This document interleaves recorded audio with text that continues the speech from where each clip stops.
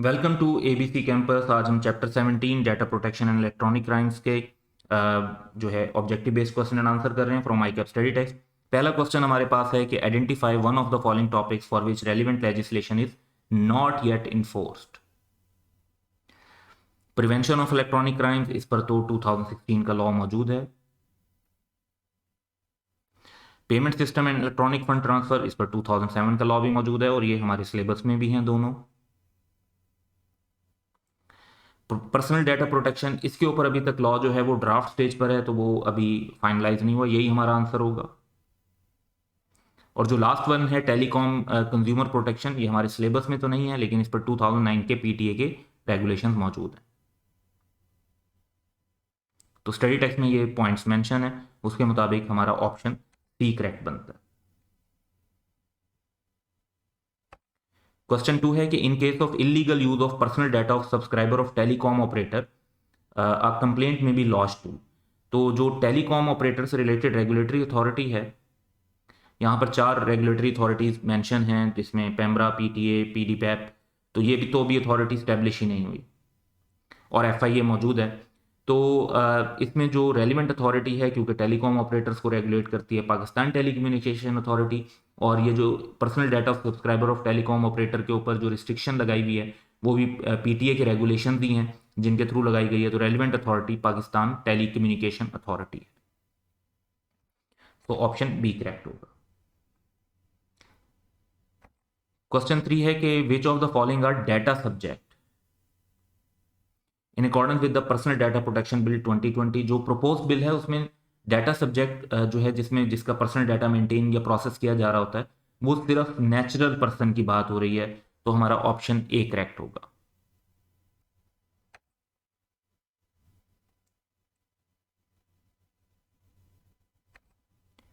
Question 4 है कि sensitive personal data includes in accordance with the personal data protection bill में जो definition given है सेंसिटिव पर्सनल डाटा की, उसमें यूजर नेम और पासवर्ड बिल्कुल ये जो है इसे आइडेंटिफिकेशन इंफॉर्मेशन कहते हैं।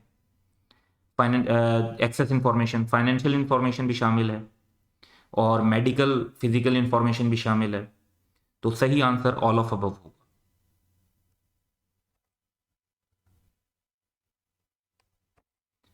क्वेश्चन 5 है कि which of the following statement is और आर करेक्ट।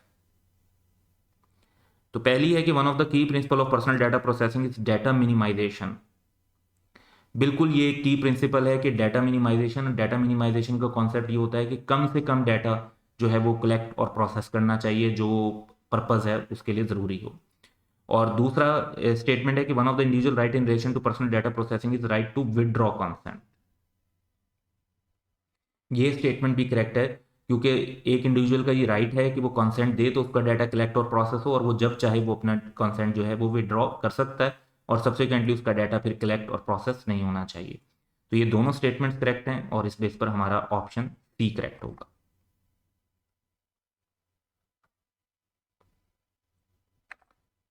क्वेश्चन 6 है कि which of the following offence might result in longer imprisonment और higher fine under the provision of prevention of electronic crimes act 2016। अच्छा, glorification of an offence जो है इसमें सबसे ज्यादा फाइन है।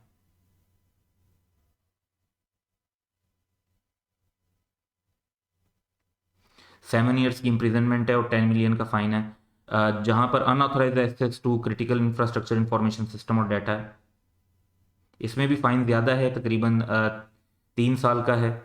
और जो एक्सेस है और अनऑथराइज कॉपीज़ में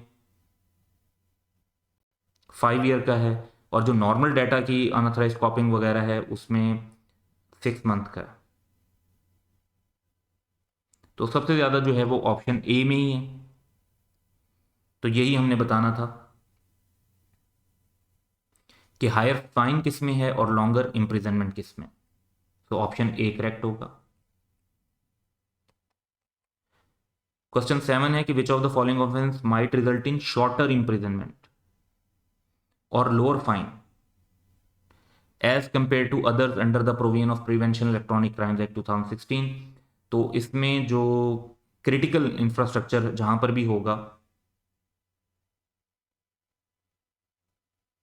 उसका फाइन तो ज़्यादा ही होता है, तो उसकी पनिशमेंट भी ज़्यादा ही है, तो इसमें भी ऑप्शन ए करेक्ट होगा। क्योंकि नॉर्मल इंफॉर्मेशन सिस्टम और डाटा की इंटरफेरेंस जो है इसकी पनिशमेंट 2 ईयर्स है, और फाइन जो है वो भी 500,000 तक का है। जबकि क्रिटिकल इंफ्रास्ट्रक्चर में तो स्टार्ट ही 3, 5, 7 ईयर्स है, और 1 मिलियन और से लेकर 7 मिलियन तक की 10 मिलियन तक की अमाउंट्स हैं। तो ऑप्शन ए करेक्ट होगा।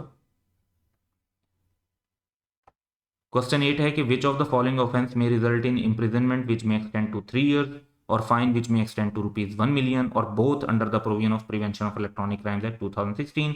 तो इसका करेक्ट ऑप्शन है कि जी अनऑथराइज्ड एक्सेस जब क्रिटिकल इंफ्रास्ट्रक्चर सिस्टम पर हो। तो ऑप्शन सी इज करेक्ट। बाकी सबकी भी पनिशमेंट है, लेकिन वो इससे डिफरेंट है।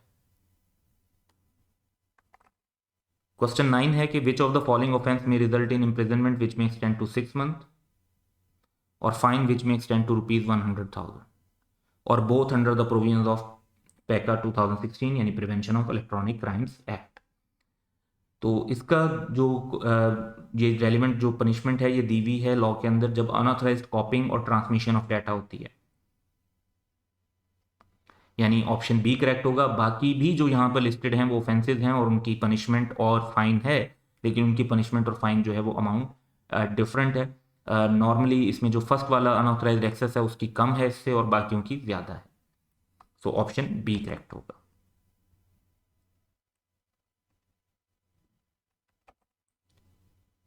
क्वेश्चन 10 है कि which of the following offence में रिजल्ट इन इम्प्रिजनमेंट विच में एक्सटेंड टू 7 ईयर्स। ये लॉ में मैक्सिमम 7 ईयर्स की जो है इम्प्रिजनमेंट है, और 10 million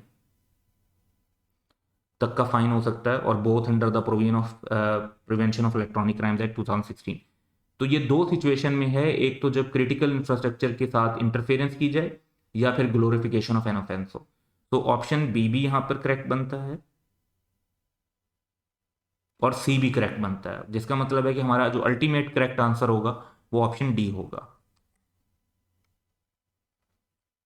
so that's all for today. Have a good day.